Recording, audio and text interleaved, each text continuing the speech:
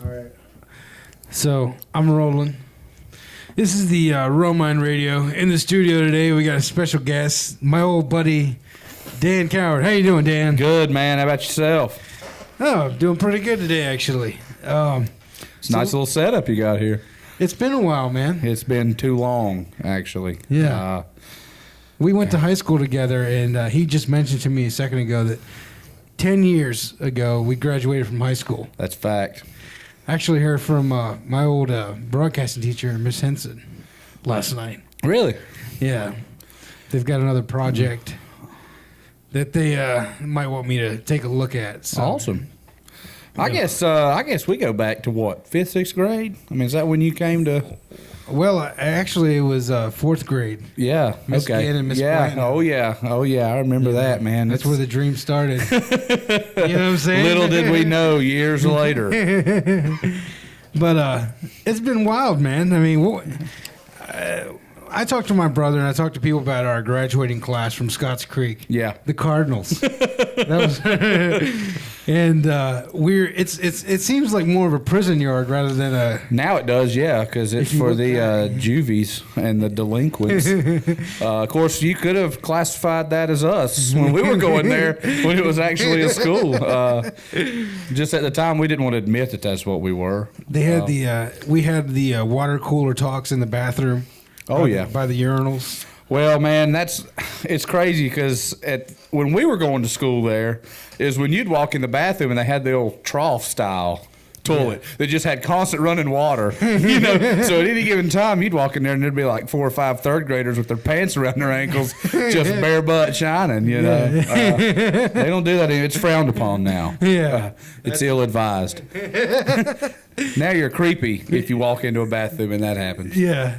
Didn't they used to spank you? Yeah, I know. I've gotten spanked. Yeah. You go. What happened? Why'd you get spanked? Man, what didn't happen? That's a shorter story. I remember my mom said, told the teachers and the principal said, "You don't have to call me for my permission to spank him. Just do it because I'm sure he probably deserves it." So it did matter, man. I mean, you don't get the social butterfly award in kindergarten like I did. Yeah. And not expect to get in trouble. I like to talk a lot. See, when Dan, before I was there, I'm guessing that he was I mean, even when I was there, he was known as like the class clown. Yeah. And then I came in and added to that fire. And that was gas and fire mixed together is what happened there. And a lot of the times we'd be doing crazy stuff. Like I remember, I think it was you that I passed the note with, but we were in Miss Wallace's 6th grade class. Yeah. And we had this epic thing where the whole class was in on it too. Like I was like, Miss Wallace, there's a spider on the wall. And she's like, where? And then as she looks, I throw a note. We were passing minutes.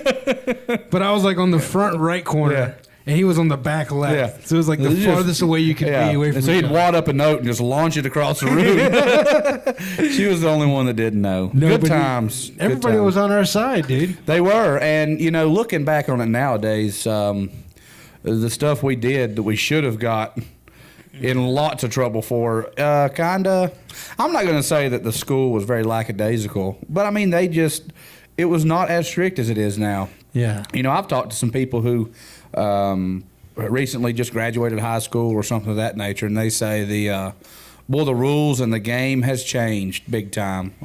Wasn't there one time when a dude brought like a gun to school? Yeah, I was on a hit list in elementary school. What? Yeah, I was number 3.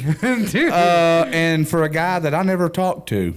What happened? I don't know. He was off his rocker, man. I mean, this dude was out there. He was nuttier than a squirrel turd. And, I don't know. They just the law came, said they found a hit list, and they called me to the office, and I'm like, oh, they must think it's me, when I get in there and I'm number 3 on the list, and I've never done anything to the boy, I had a pretty clean track record through school. That's crazy. I've only been in one fight. What you were in a fight? Yeah, I was in a fight at the water fountain. Because for everybody out there that doesn't know me, I'm a big old boy. And this guy, I was at the water fountain after PE. Okay. And he said, "Hurry up, fatty. We're all thirsty too." Who was that? That was Jason West. Okay, Jason West is like the he was like the most popular dude, or he was looked at as like the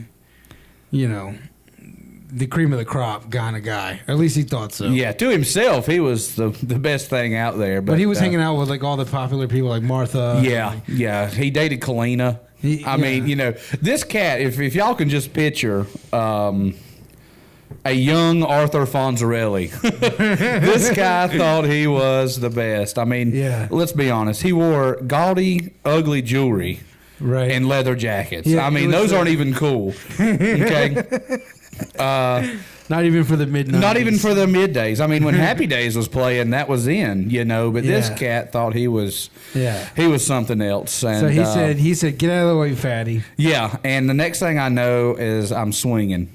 I don't ask questions, because usually I've tried to use the weight and my size to add to my personality. Yeah. And usually I play it off. If it was you that said that, I'll be like, well, you would know because you're fatty too, But this guy was he could get under your skin worse than anything. And, he was. I think it's okay to call people fat if you're fat too. Yeah, exactly. There's rules to being called fat. Yeah, it's an insult if a skinny guy called you fat. Exactly. Fat guy and I'm not fat, by the way. I'm just too short for my BMI. Okay. There's always.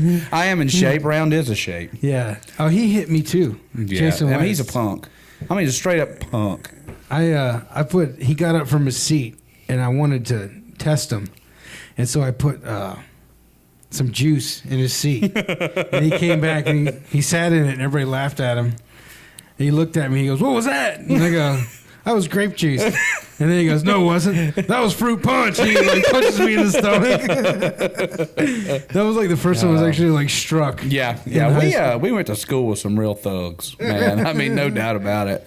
Nowadays, you look back and you're looking through. You ever seen that Fuzz Busted magazine where it's got all the people who's been busted for drugs and stuff? Yeah, that's like looking through our yearbook again. There's a lot of those guys that they really aspired to be great things. There was one guy that went to jail for statutory rape. Yeah. I don't know what happened.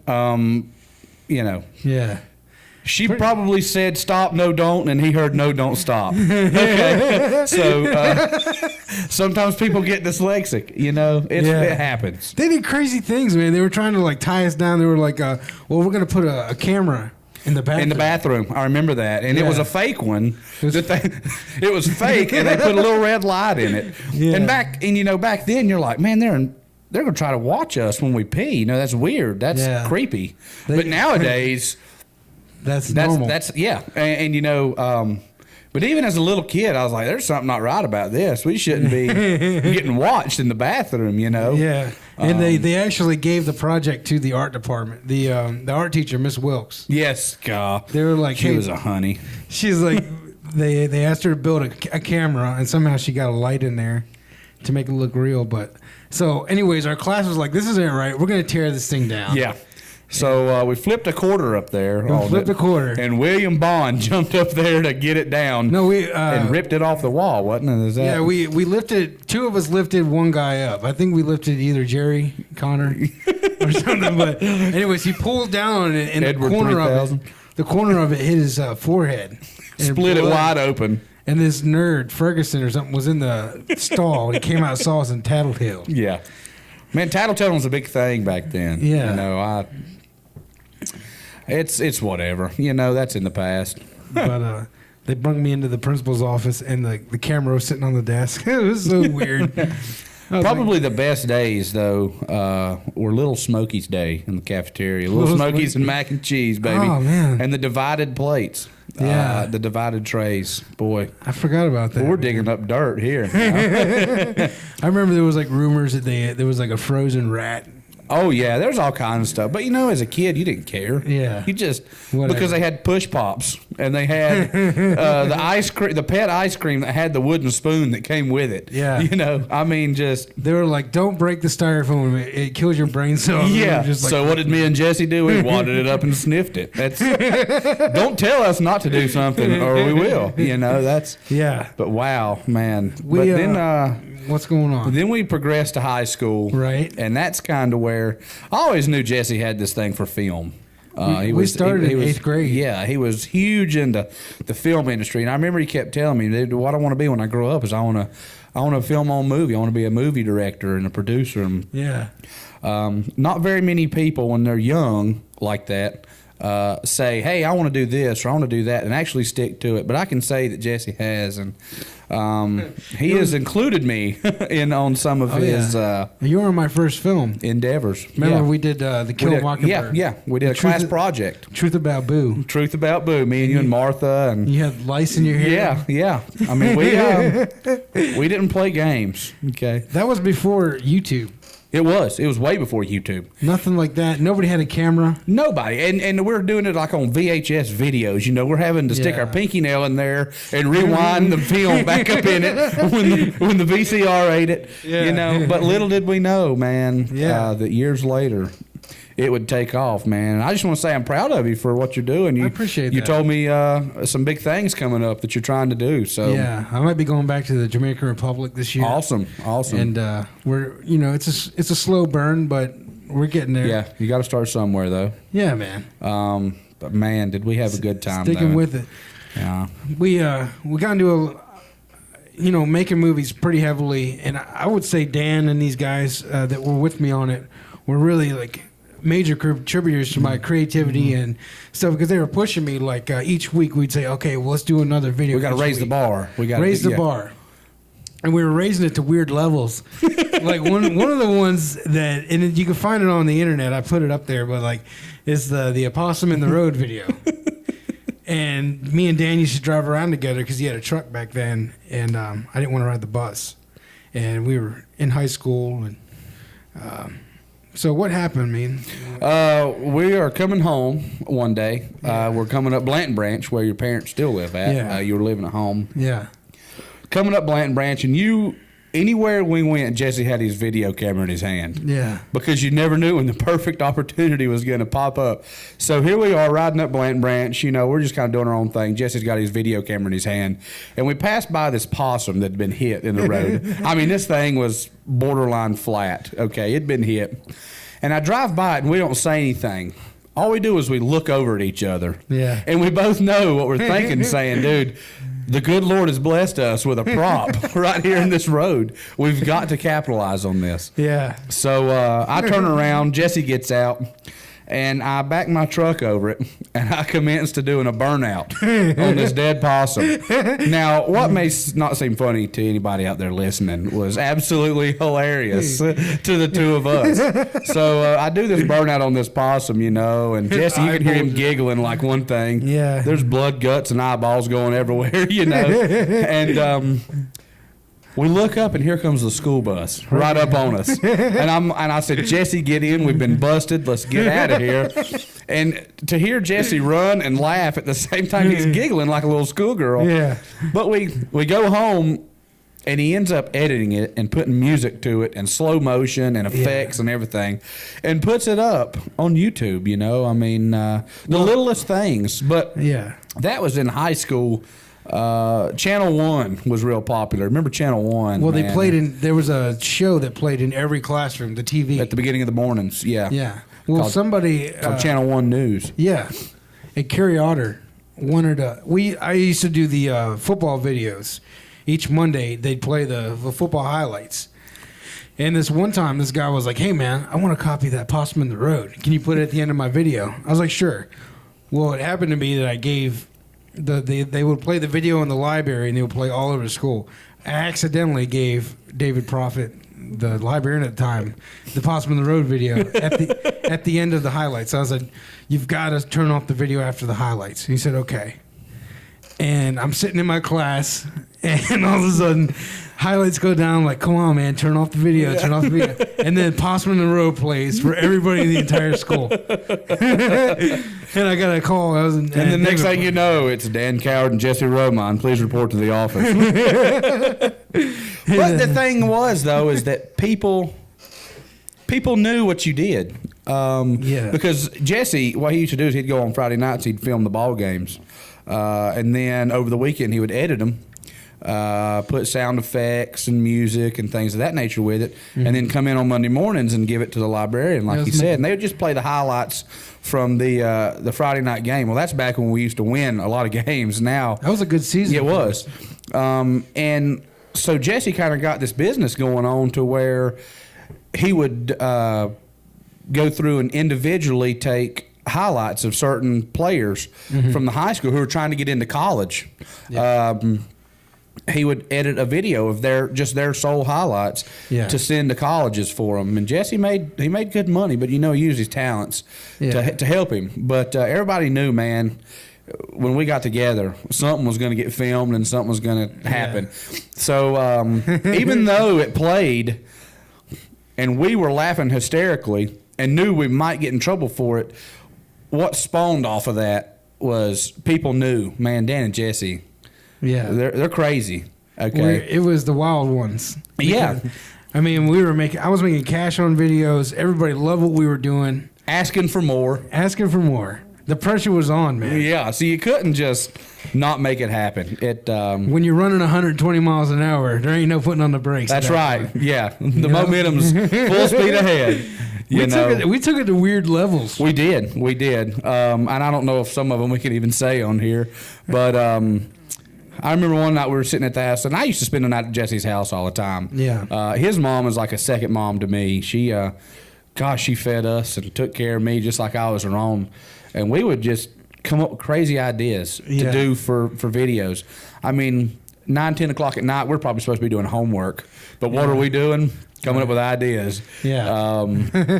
And one night, Jesse said, man, let's make a Jackass video. Yeah. And I said, I'm down, man. What you got in mind? And downstairs, at his parents' house, they had some old sheetrock they weren't using. Mm-hmm. So we take it outside and say, all right, man, I'm going to bust you over the face with this. And you're going to stand there. And you're going to take it while I film it. And then you get to do something to me. And I was like, all right, cool, man. And I can still remember this day, your mom hollering out the top window, don't you dare break that over his head as I take a run and start and slam it, Yeah.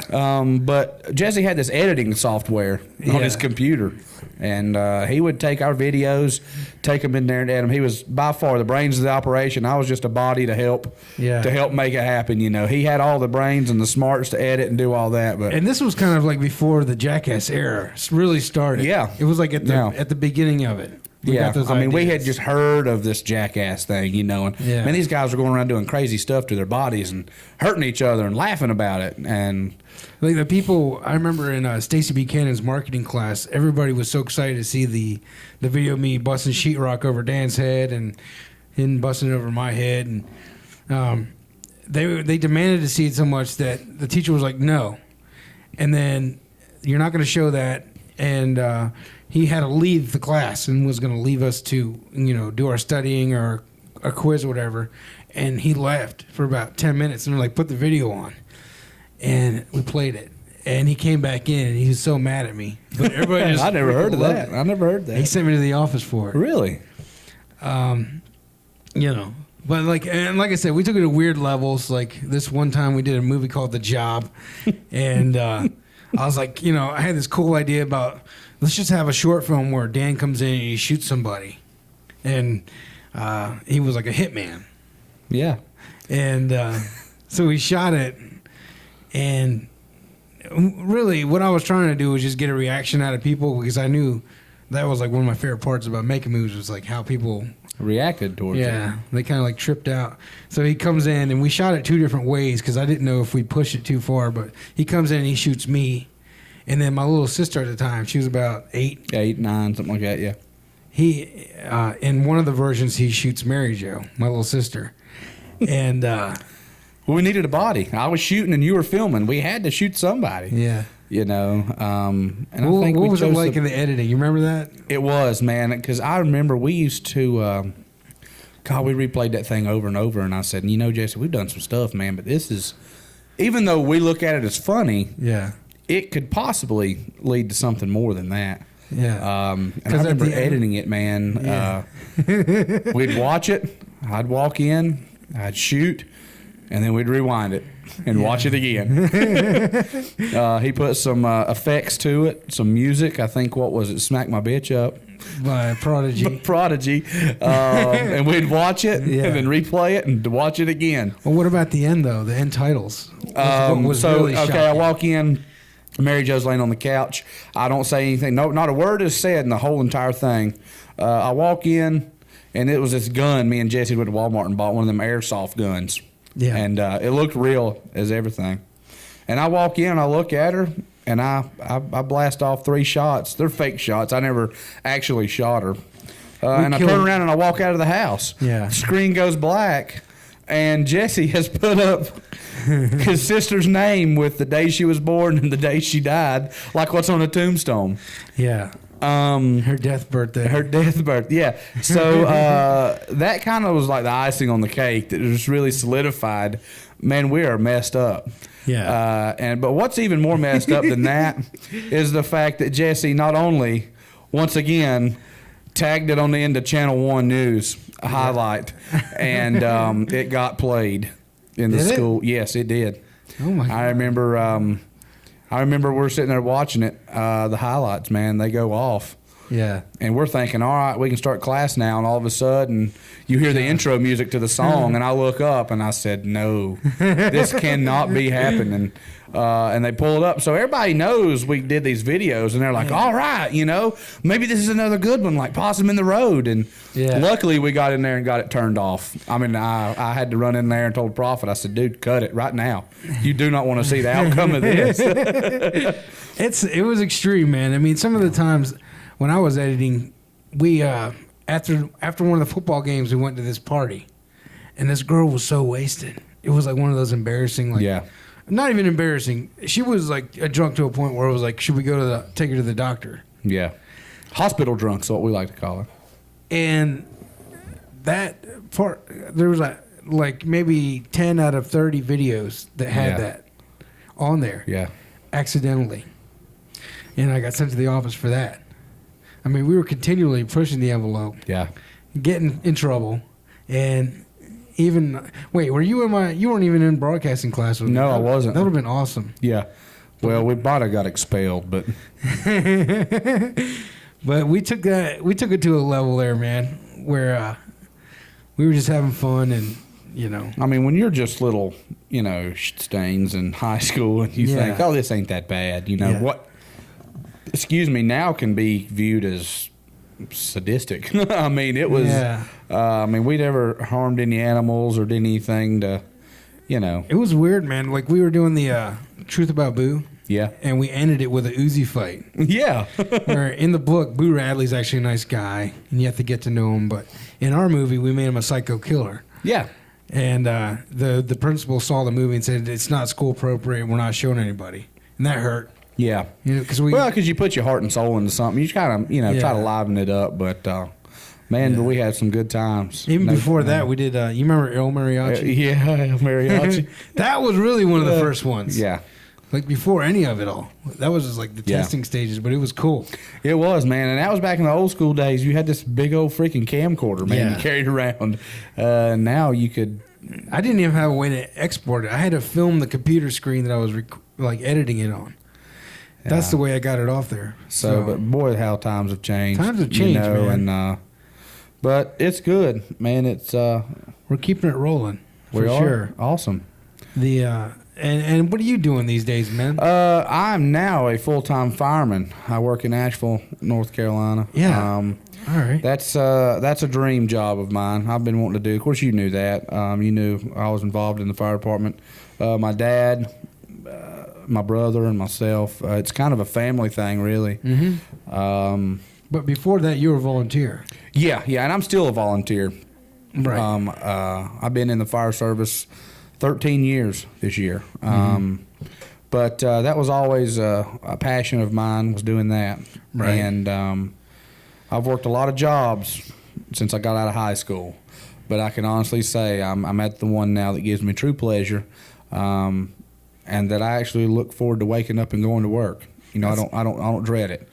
That's good, man. I'm finally am doing my dream, just like hopefully you are as well, and doing the film stuff. So in our instance, man, it worked out for the best of us for both worlds. You know, we're both getting to do what we want to do. But I'm just living life right now, man. I'm in school. Get out in June 2nd. So really looking forward to that. Nice. But, you know, every day is a surprise, and every day I wake up, I'm blessed, and to be able to go to a job you like, it means the world. You know, money aside, happiness at your job. You know, and man. Of course, I'm sure you know all about that.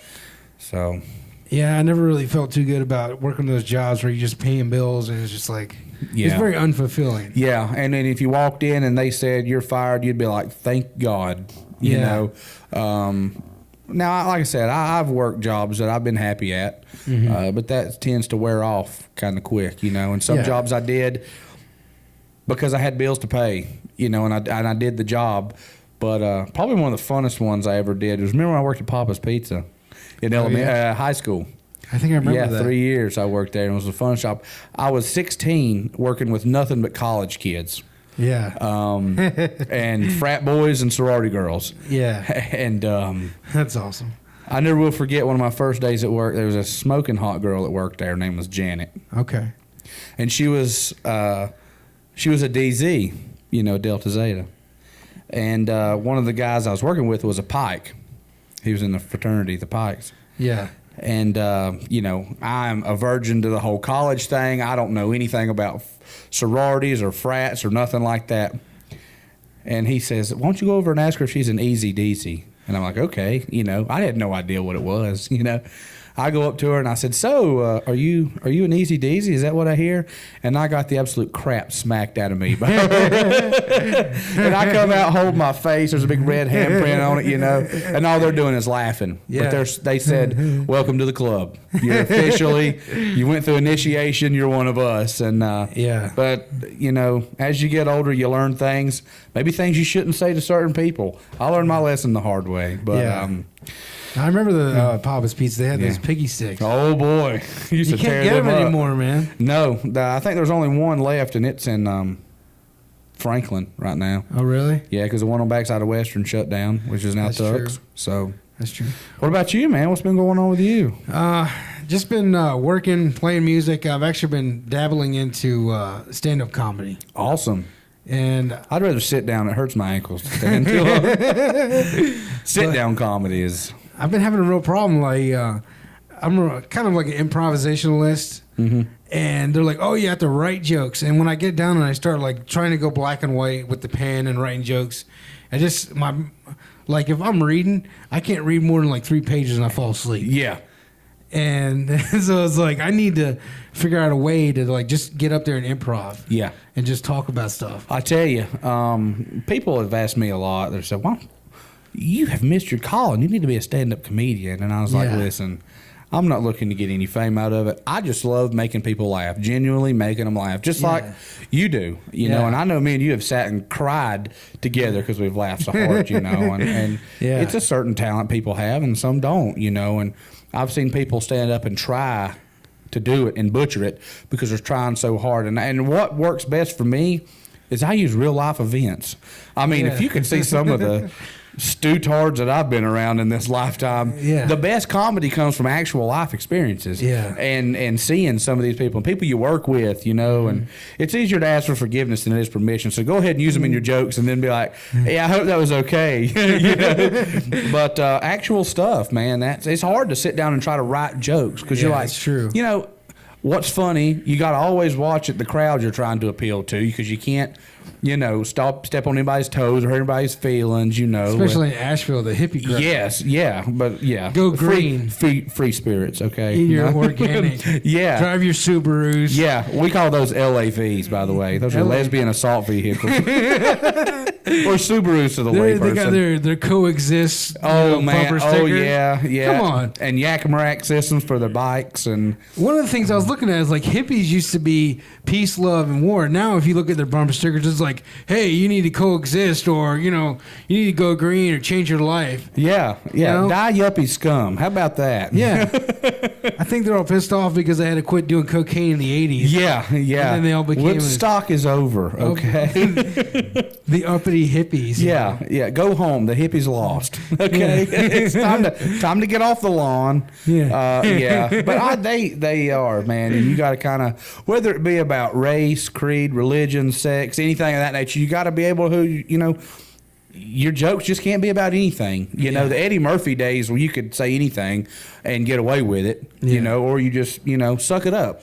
Those are over. You always got to watch who the crowd you're appealing to nowadays, and it's hard. You got to try to do that. You got to cater to them. You do, and whether it, you can't. And what's funny to you might be just insulting to someone else. And I think I found a mid-ground. I was thinking about it. You don't hear a lot of Cracker Barrel comedy. No. I think there's something there. There is. It's I like Cracker Barrel. They've got like a rating system on their waiters. You can get like a 5-star waiter or a 2-star. Yeah. Can I get 5-star Elizabeth, please? They have the big oversized checkerboard. Yes. Stuff like with that. A carpet board. Yeah. And a freaking huge fireplace going in the middle of July. Yeah. I love Cracker Barrel. It's one of my favorite places to eat, but it's almost like, I'm eating at some big gigantic yard sale with all the stuff hanging on the walls, Yeah, that is true. You got a horse castrator over here on this wall, and you got like this antique rake over here, and an old radio flyer wagon hanging over here, and some picture of somebody's great grandmother. Yeah. It's weird. It's like the number one spot for road trips. It is. Go to the Cracker Barrel. Yeah. And we MapQuest this trip to Florida, but I've also made duly noted every stop that's got a Cracker Barrel. And you start getting out and traveling, like, we go to Canada fishing. Okay. Me and my dad, my brother, and some. And nice. I'm telling you, dude, between here and Canada, well, once you cross the border, they're a bunch of communists. But all the way up to there's like a Cracker Barrel in every 10 miles. There's a Cracker Barrel coming up. So there's got to be something to it. And the only people you see in there are crackers. Yes. So it is like a Cracker Barrel. It is. A barrel of white people. A barrel of... it's kind of like a barrel of monkeys. Yeah. But white monkeys. And you're right. You're right. And it seems as though some of the waitresses are on leave from the nursing home because they're way old. Oh yeah, way old. It's definitely a comfort zone for us Southern folk. It is going down through there. It is. So you're a hunter and fisherman. Hunter, fisherman, but I also love to play golf. Talk about what are your spots to go? Where do you guys usually go hunting? Down past Charlotte. There's a national forest down there, Uwharrie National Forest. We go down there. Nice. It's game land, it's open to the public. All right. So we go down there. Had a lot of good luck. We used to hunt over in Brevard on the DuPont property in the forest over there. All right. Now my grandparents live in South Carolina, so I hunt in South Carolina when I go there.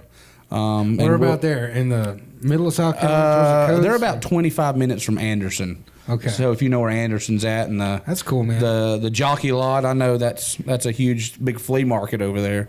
They've born and raised. My mom was born and raised in South Carolina. All right. And luckily, thank the good Lord, both my grandparents are still alive. So it's always a pleasure to go see them. But I do hunt down there. What do you think about hunting? Let me ask you about a morality question with hunting. I mean, a lot of people think, oh man, animals have a consciousness too, or Well, they do till you pull the trigger. They have a lot of things. Isn't it like when you kill a bear, it has like a death cry? I personally have never shot a bear. The way I look at it is years ago, you didn't have rinds and Cracker Barrels and all this stuff to go eat at. Yeah. You had to go hunt for your own food. And cut the chicken's head off in the backyard. Exactly. Wring its neck and, power bullet and get the feathers off of it and go to town, Yeah. But hunting to me is a sport. But I know it's passed down to me from my dad on good hunting ethics. Now, there's a lot of people who go out there and kill way more than they're supposed to. But, we go and we do it and we use every single thing that you can possibly use out of an animal as far as eating. You know, we don't let anything go to waste, and we never kill more than we can probably eat. You know, if everybody did that, then this whole poaching or something like that wouldn't have been an issue. But I see nothing wrong with hunting. I've killed my fair share. I think some of the best jerky I've ever had was deer jerky. Yeah. It was excellent. We go dove hunting in South Carolina. Opening day is Labor Day, and we'll go down there and kill doves, and they are very good to eat. I have no problem with it as long as you're going to eat everything that you kill. Yeah. And don't kill more than you plan on eating, because I don't know. I personally see nothing wrong with it. Now, people do take it out of context a lot. No, you need to let the animals live and stuff, but you know, it's population control. I mean, they become so overwhelming. Then you got them just in your backyard, you know. And I know turkeys are one of them that just they overpopulate like crazy. What are some of the most aggressive animals that you've hunted? Or like boars? I went hog hunting before. I went and visited my cousins in Texas. You think of like Lion King, Pumbaa, and Timon. You know, it's like a nice inviting. You know, Pumbaa. Yeah, is like it's not Hakuna Matata. I can promise you that much, because my cousin is on a deer lease in Texas, and we went out there when we went and visited him, and they have a problem with hogs out there coming in. So we went hunting for them, and they are an aggressive animal, you know, and they'll gang up in packs. No joke. They travel in packs, and you know you're having to shoot one or two or three. Yeah. But the hogs and coyotes, I hate coyotes. I'll kill one of them. I'll go out of my way to kill one of them. Because I mean, you think about it. Coyotes hunting packs. They're a bunch of wusses, so they can't do anything on their own. Yeah. But you know, coyotes will eat turkey eggs. They'll eat small animals like fawns. Whenever a deer drops a fawn, you know, they'll gang up and eat. You know, so they're hurting our animal population around here because they're pests and they're nuisance. So right. I could care less if they ate each other. It's just less work for everybody else. But they are bad, and I understand they got to eat too. But if I can help them get lead poisoning, that's what I'm going to do. I hate them with a passion. Yeah. Have you ever been attacked by an animal?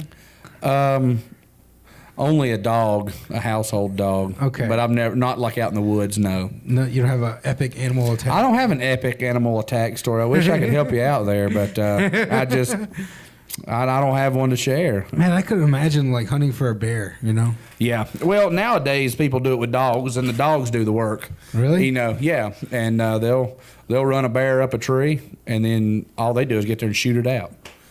You know? Okay. But now out in the northern countries and stuff, they actually do bear hunt. They'll go on foot without a dog, and they'll track a bear, you know, and they'll shoot it from a ways away. And then you have some people who climb a tree stand, and they've got a 55-gallon drum sitting there filled full of honey buns, and they just wait for the bear to show up, and they shoot it, which that to me is not a sport. Yeah. You know, baiting something to where it has no earthly idea what's getting ready to happen.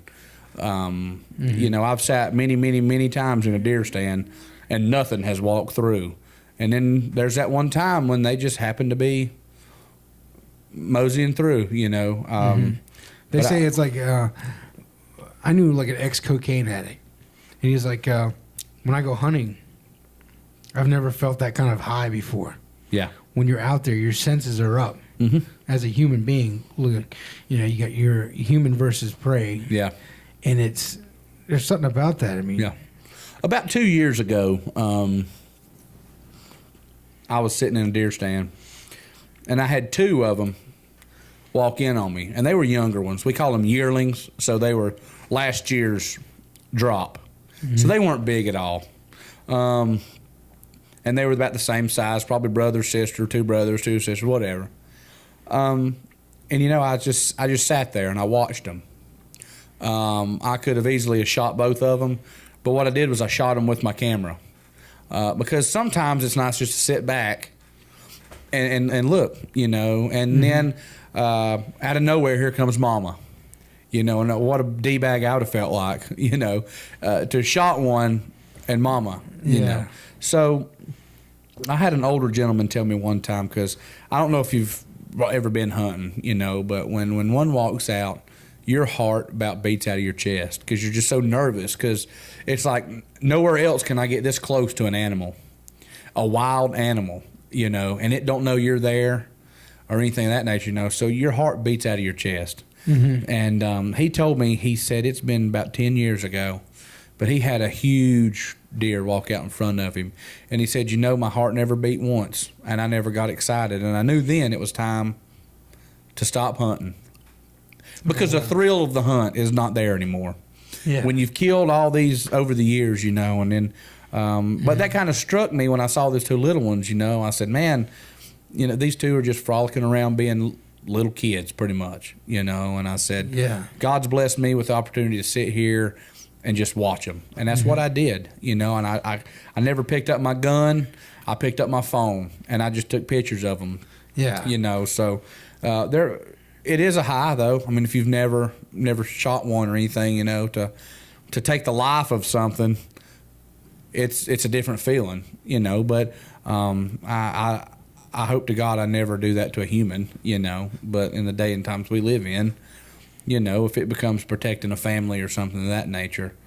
But it is a high, so the guy that you're talking about is right. I mean, it's certainly a feeling. But we, it's usually like we put the guns down and pick up the fishing poles. That's the next thing, just from season to season, and we go fishing. Right. I know I mentioned we go up north, up to Canada. I've been about 5 or 6 times. Yeah. Now. Well, what do you think about this? Like, in our generation, you had this whole like high technology cell phone society, but then out of nowhere, the Duck Dynasty people came up. And, what they stood for was, connection to nature and, family with God and stuff like that, and too. Fate. Did you enjoy that show? I did. I think it's on its way out. Yeah. When it first come on, I know probably a lot of people just said, well, God, here's a bunch of rednecks, But in today's society, to have a TV show come on that's not filled full of cussing or sex or violence or something like that, it's very rare to find. Yeah. And, I applaud them. A lot of people says it was just for the money they did it or whatever, But I think their core values and background and their stand on Christianity is true. Yeah. They got paid for it. Mm-hmm. And some of them went out and bought real nice things and some of them didn't, But I like the show. Now, is a lot of it staged? Maybe. I don't know. I'm not the one to judge that. You see a lot of shows out there that are just staged from the word go. You can tell right away. Mm-hmm. But that show, if anything, it kind of instilled a little bit of hope back into America that there is such a thing as family, and you can be close, and you can put God first, and you can, and that show really kind of it capitalized on that, and I don't think their faith in anything is fake. Now, some of the stuff they may do, whatever. Exactly. But I enjoyed the show, and it's not because I was born and raised in the mountains and I feel like I have some sort of quote unquote redneck connection with them. I like the show. Now, I don't watch it all the time. Yeah. And I'm kind of like with you. I believe it might be on its way out.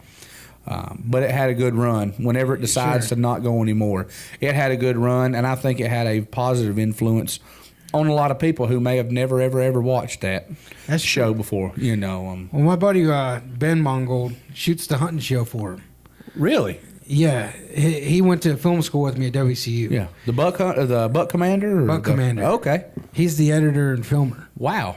And then he works with a guy named Jordan who does the final cuts and stuff like that. And so is that how you got that picture with the guys from the shop? Yeah. Yeah. Okay. I actually went down there and visited him just to hang out with him because it's been a couple of years since we hung out. Yeah.